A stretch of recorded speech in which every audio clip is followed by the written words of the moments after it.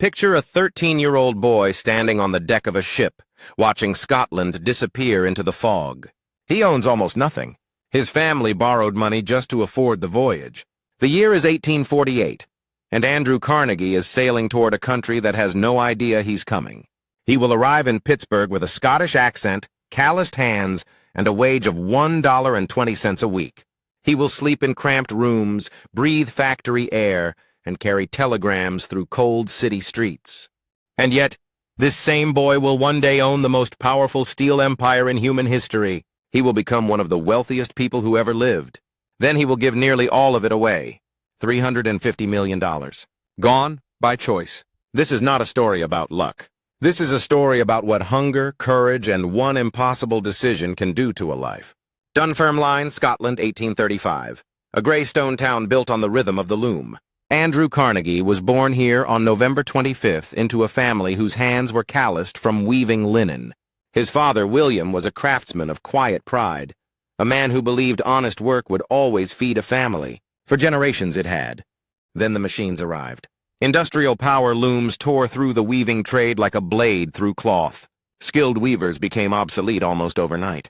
William Carnegie watched his income collapse, his orders dry up, his dignity quietly erode. Young Andrew saw all of it.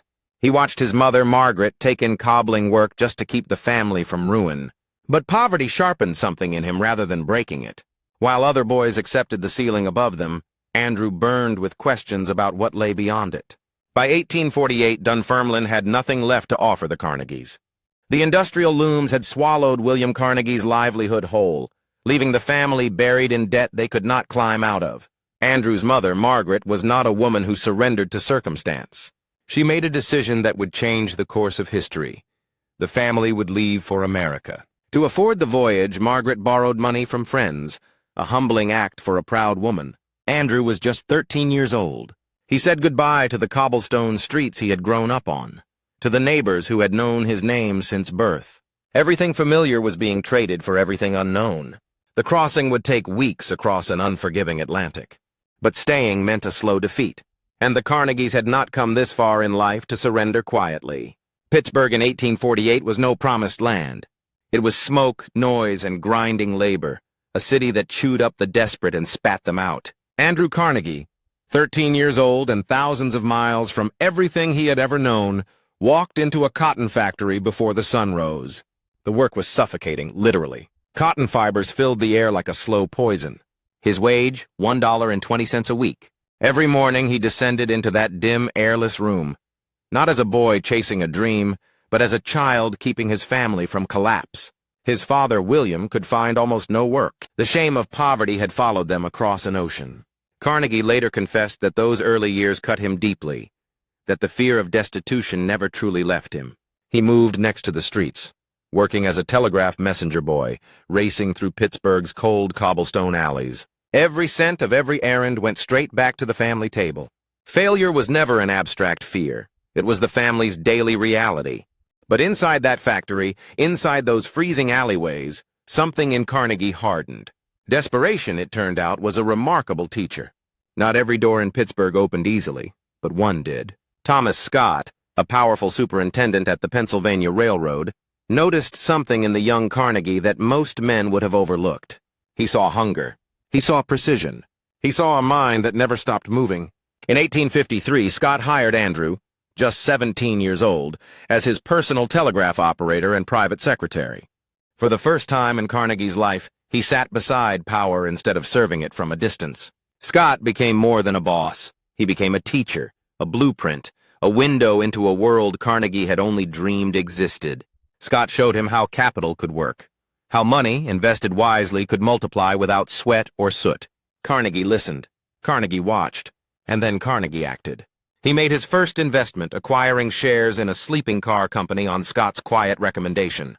The returns were small, but the revelation was enormous. This was the moment poverty stopped being his future. By 1889, Andrew Carnegie controlled the most powerful steel operation in the world. Carnegie Steel Company produced more steel than all of England combined. Rails, bridges, skyscrapers. The skeleton of modern America was forged in his furnaces. In 1901, J.P. Morgan bought Carnegie Steel for $480 million, the largest private transaction in history at that time. Carnegie's personal share, $226 million. He was, by any measure, the richest man on earth. But Carnegie believed that wealth hoarded was wealth wasted. He wrote that a man who dies rich dies disgraced.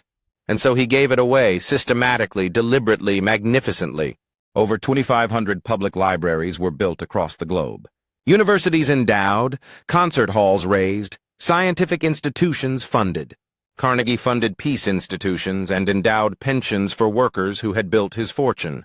By his death on August 11, 1919, Carnegie had donated over $350 million. That was nearly his entire fortune, returned to the world that had once left his family with nothing. Andrew Carnegie did not arrive in America with connections, capital, or certainty. He arrived with hunger, and that turned out to be enough. A 13-year-old boy from Dunfermline, Scotland, stepped off a ship into Pittsburgh with holes in his boots and a family depending on his next move. He did not wait for permission to rise. He learned every room he entered. He outworked every person beside him. And when opportunity appeared, in a telegraph office, in a railroad car, in a furnace of molten steel, he grabbed it with both hands and never let go. If you are watching this as someone who left everything behind to build something new, Carnegie's story was written for you. Your accent is not a barrier. Your starting point is not your ceiling. The blueprint already exists. Subscribe to Immigrant Blueprint and never stop building.